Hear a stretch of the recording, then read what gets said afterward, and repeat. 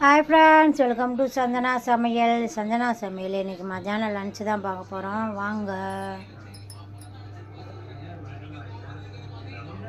White rice,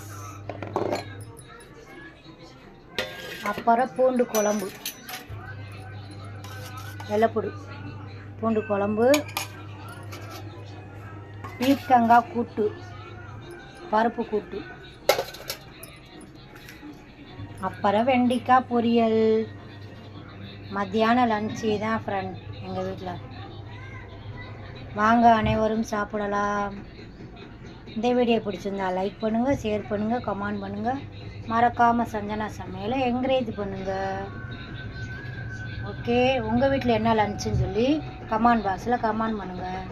வேறு ஒரு வீடியோவில் சந்திப்போம். பாய்.